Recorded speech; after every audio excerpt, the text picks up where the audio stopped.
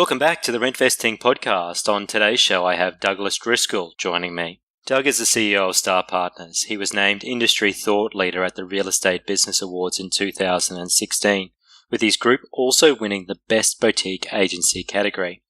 Originally from the UK, Doug is really well known for his dynamic and his pioneering approach.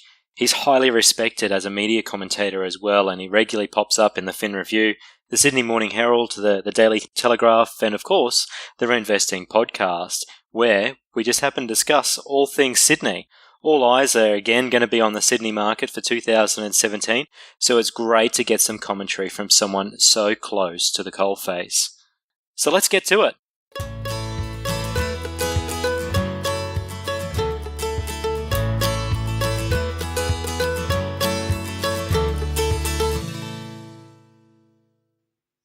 Douglas, hi. Thank you for joining us on the Rentvesting Podcast. Hi, how you doing? Yeah, well, thank you. For our listeners' benefit, Douglas, why don't you tell us a little bit about yourself and what you do from a professional perspective?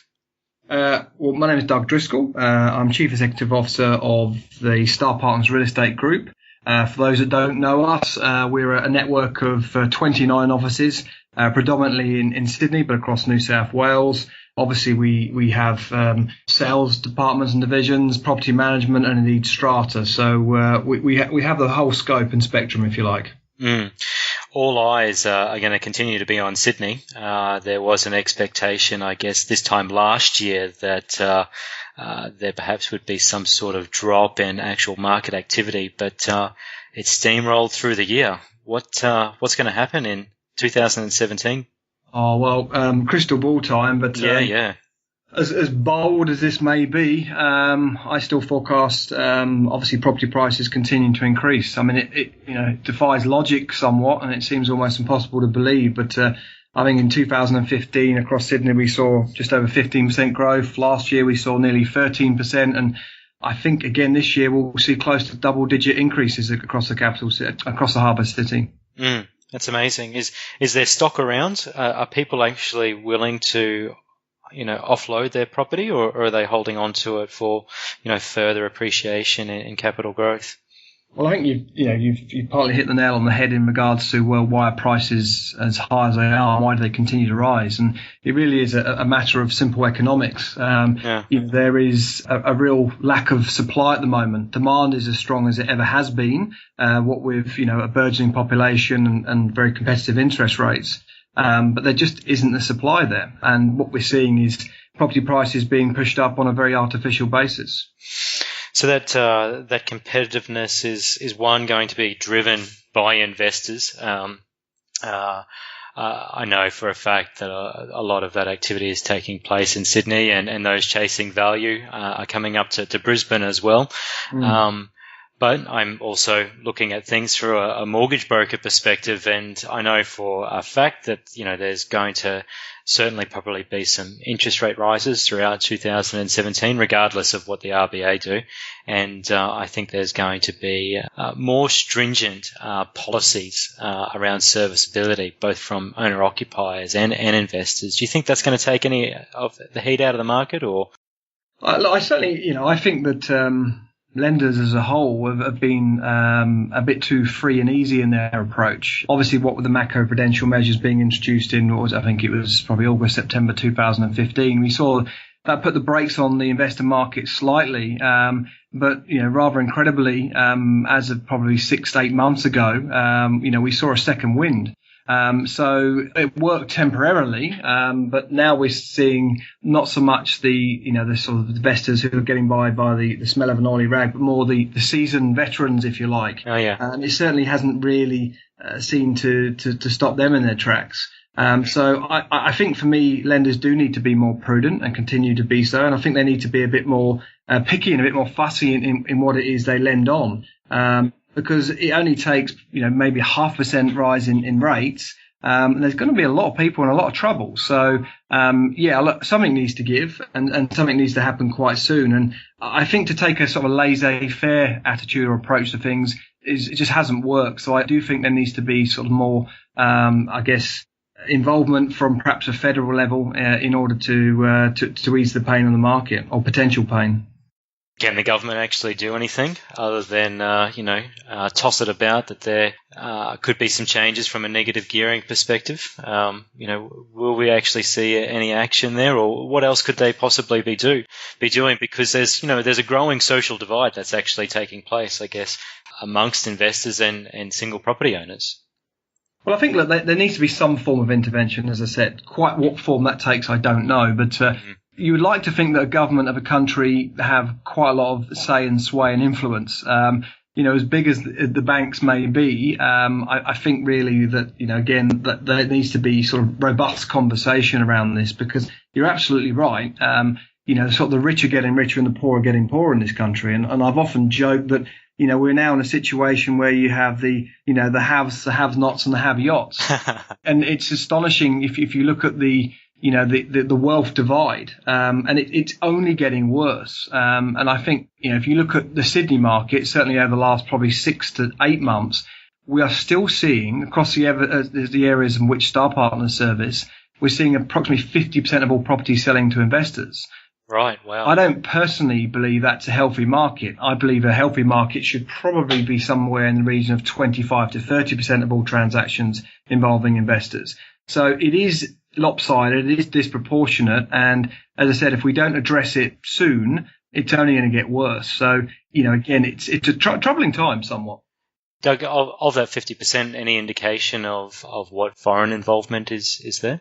Look, I, like everybody listening to this, would see various numbers bandied about. Yeah. But you tend to find, firstly, we've got to be very careful in terms of foreign investment. Again, a lot of people sort of get caught up in sort of the rhetoric there in regards to foreign investors, and they do so on the basis they'll turn up to auctions and they'll see people of perhaps Oriental appearance. That doesn't constitute a foreign investor. Those people are probably born and bred in Australia. And don't forget that foreign investors can't buy established properties. They can only buy new or off the plan. But I would certainly say that in some pockets of Sydney, and really let's just focus on those pockets, you might only be talking about 10, 15%. Having said that 10, 15% may end up distorting the market, because when you're coming from overseas, again, you don't have the same, economic patterns, and thus you might well be paying over the odds. But that then means if the top or upper echelons of the market are having properties bought at overinflated prices, the level below that and the level below that also they're influenced and impacted. So I don't think the foreign investment is as great as we perhaps fear it is, but it's certainly there in various suburbs, and it tends to be those suburbs which are more salubrious or affluent. And when we're talking of investors taking up such a big proportion of stock that is available on the marketplace, be it new or old, there is an emerging tribe of individuals out there that are choosing to rent by choice. And, I'm a big advocate of myself, of rentvesting. Are you seeing that as a growth trend in Sydney, or are you seeing it more as individuals choosing to live in the location and investing interstate, or what's your thoughts around what's happening there?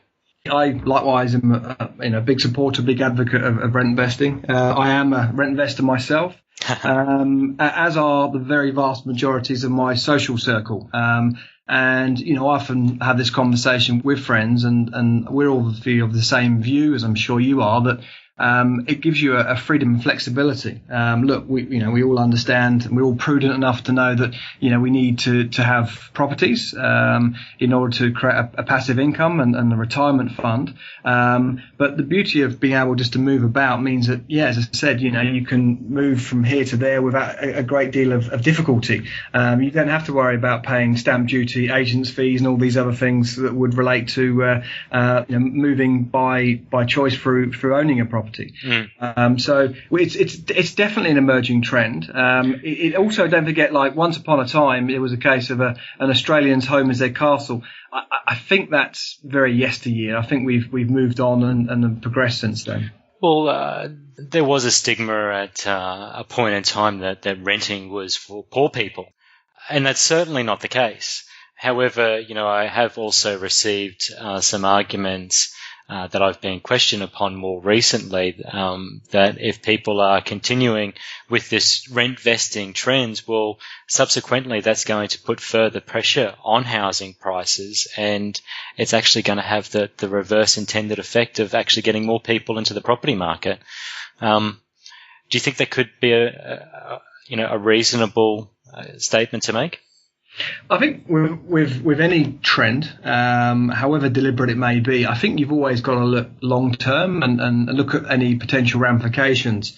I can't see how this potentially has any ramifications, quite frankly. I mean, look, again, only time will tell, but I can't see how it's going to put pressure on prices. But again, I'm sure there are others, perhaps, more educated and more honed on these things than I, that may differ to it, and they may have obviously a contrarian view. And finally, apartments. It's on everyone's radar. I guess it may be a little bit different in the Sydney marketplace because it's a lot more mature from a construction perspective of that type of dwelling, but in Brisbane and Melbourne, it's apartments seem to have just popped up overnight. There's been a huge amount of construction that's actually taking place. From a sales perspective, what are you actually seeing through Starr Partners taking place at the moment? Look, there is still a very strong and very healthy demand for apartments. But if you look at the matter on a very macro level, you've really got to ask the question, well, what's the logic behind it? Are local councils trying to reverse engineer in that they're going to basically build apartments and assume people will change their philosophy in wanting to live in detached houses and live in apartments instead? Well, it's cheaper than the urban sprawl that's taken place of previous years. Less roads, less transport infrastructure that needs to be put into place, having higher density living.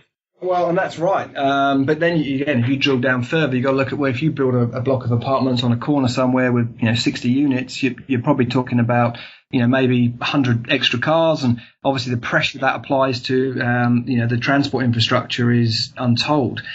So from our point of view, look, there is still a healthy demand. Are there too many apartments being built? I think the argument is absolutely yes. Are some of these apartments being built in the wrong areas? Absolutely, yes. So I think really there needs to be some form of master plan or blueprint of some description. And quite frankly, from what I've seen, I certainly don't think that exists. But it's not too late. But again, it needs to be, like I said, a master plan wherein that there's a housing mix, so that, and one of the things we're definitely lacking at the moment is affordable detached houses. And you can't tell me that the people that would be interested in that can be convinced to go and live in an apartment, because those kind of people are families of 4 and 5. And to stick them up on the 42nd floor of a 2-bedroom unit, let's face it, that just isn't practical.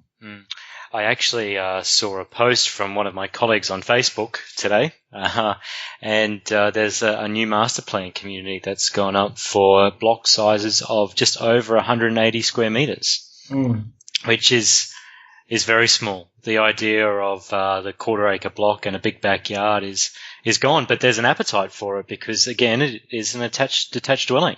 Well, I just booked my holiday to Tokyo actually this morning, funnily enough. So 180 square meters would be massive.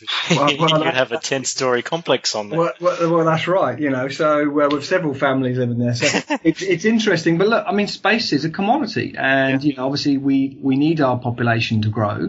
The very vast majority of that population will live in the capital cities, predominantly, of course, Sydney and Melbourne. And it's an inevitability, quite frankly. But as I said, I think we just need to look at it. One of the things that might help solve that problem, of course, here in Sydney is the amalgamation of the councils. Given there are fewer of them, you would like to think that they can perhaps work together and come together to formulate, like I said, a plan, because we're very much here and now. We're very myopic. We don't look far enough into the future. But I don't know what the population in Sydney will be in 5, 10, 15 years time, but let's face it, it's going to be a great deal larger than what it is now. Do we have the infrastructure in place to be able to cope with that burgeoning population? So I think we always need to think and act and behave with one eye on the future, and I just don't think we do enough of that. And a lot of that stems from, let's face it, greed. So again, I think I'm hoping that the amalgamation of the councils, one of the positive things that might come from that is that there's more town and suburb planning involved there. Mm. Mm. But hey, who knows? We'll soon see. We will. Douglas, thanks for coming onto the show. I do appreciate it. For our listeners' benefit, how can they find out more about your business there? Easiest way, of course, is to visit starpartners.com.au. Fantastic. Doug, thanks for coming onto the show. Appreciate it. My pleasure. My pleasure. Bye. Bye-bye. Thanks for joining us yet again. We really want to keep the Rentvesting podcast going, so please help us out and share your support by either subscribing or leaving a rating and review within iTunes. We also have a new webinar series that's just kicked off, and it's going to showcase specific rentvesting strategies. There's going to be a link in the show notes. So check that out, and until next week, bye-bye.